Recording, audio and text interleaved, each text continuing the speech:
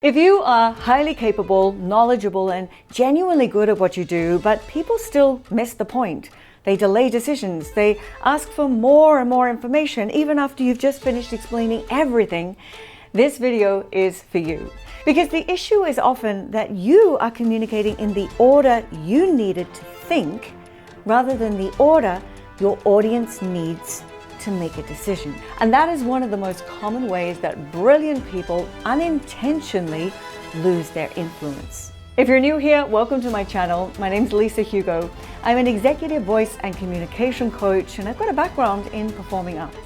But I have coached founders, leaders, consultants, and experts to become the voice people listen to, trust, and follow when the room matters. If you already know that your expertise is strong, but it's not always landing with the weight that it deserves, there is a link in the description if you ever want to explore working together. But let me now show you exactly what I mean. Most experts are going to communicate something like this: background, context, history, data, caveats, analysis, before they even get to the point. And here's what that actually sounds like in reality. We start with the background. Let me give you some context on how we got here. So they start by explaining the history of the situation, the project, the problem. It feels necessary to them because they've lived it. But to the audience, it's often scene setting they didn't even ask for. Then they go into the context. So the landscape right now is, and then they explain the environment, the market, the conditions. Again, it feels responsible, but the audience is still waiting for the point. They don't know where you're going with this, and their attention spans are very short. And then, of course, there's the history. We tried this approach 2 years ago, and it didn't work because, so they walk you through what has already happened. Useful detail, but delivered before the audience knows why they should care. And then, of course, there's the data. The numbers show that over the last 18 months, this is evidence. It's credible. It's important. But when it arrives before the recommendation, well, the audience is doing the mental work trying to figure out what conclusion they're supposed to draw from it. And then, of course, the caveats. Now, of course, there are some limitations to this. So the expert is wanting to be intellectually honest. So they flag all the nuances and the exceptions and the things which might not work. And this is where they quietly leak their authority, because it can sound like uncertainty rather than confidence. And then, of course, the analysis. So when we look at all of this and we tie it together, so finally they are amalgamating everything that they've shared.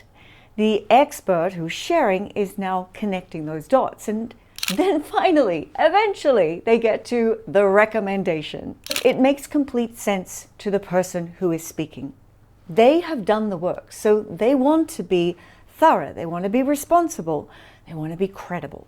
But to the person who's listening, they don't understand where you're taking them, and just listening feels like work. Because in reality, they are waiting for the answer to 3 simple questions. What matters here?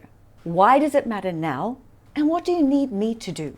And if those questions are not clear and quickly answered, your expertise becomes harder, not easier to follow.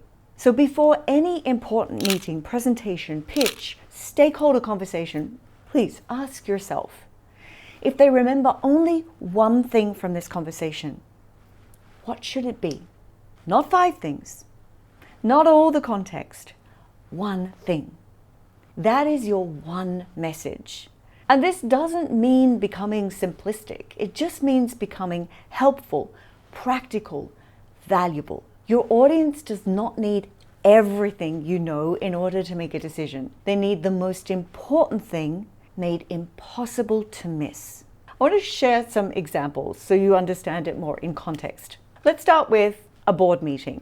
Now, a lot of people would start with, so over the past 6 months, the team has been conducting a thorough review of our operational processes, and we've identified several areas where there are some inefficiencies that we think could potentially be addressed if we were to consider reallocating some of our resources. Whew. The board is already checking their phones, trust me. Lead with the recommendation. We are losing 40,000 pounds a month to a process problem that we could fix in 30 days. I am looking for a decision today on whether or not we should proceed. Now they're listening. Then give them the data and all the supporting information after. Here's another example. Let's take an internal leadership meeting. Now, most experts are going to start with something like this. So I just wanted to flag something that came up in the last data last week. I know we've been looking at a few different things and there's a lot going on, but I thought it might be worth discussing at some point whether we should maybe think about adjusting our approach too. 3 people in the room have already decided this is not urgent. And notice also the use of hedging words. Maybe, might, I thought. Lead with the recommendation. We have a retention problem that is about to become a recruitment crisis. I want to propose one change that could stop it before Q3. Get it? It's direct, it's clear, it's to the point. Then you can follow up as to why. And let me give you one final example. Let's take an investor conversation. It would go something like this. So the market has been quite interesting lately, and we've been tracking a lot of the numbers and the trends. Our team has done a lot of work looking at the competitive landscape, and what we're seeing is that there are some opportunities that we think could be quite significant if we were to. The investor has heard this opening 100 times. They're waiting for the number. Lead with the recommendation. We have product market fit. We need capital to scale distribution before a competitor closes the gap. Here is exactly what we need and what it buys. Now you have their attention. You can provide the evidence now. Now you can add the nuances, but they know where you're taking them. When your message lacks structure, you pay what I call an authority tax. It shows up as more follow-up meetings, requests for more information, stakeholders losing confidence, decisions that drag out, or someone else repeating your idea more clearly and getting the credit for it. That doesn't mean your idea was weaker. It means it was easier to follow when someone else said it. Now, knowing this principle and being able to apply it when you're under pressure, when you're challenged, or when you're in high-stakes situations are 2 different things. And that is just one aspect of the work that I do with my clients. We're not talking about generic public speaking skills. Leadership communication and influence training.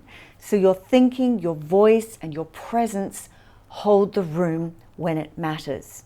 If that's the level of support that you're looking for, again, there is a link in the description. You can go and check that out. Before your next important conversation, I want you to write this one sentence. The one thing they need to understand is, and then finish it with one clear line.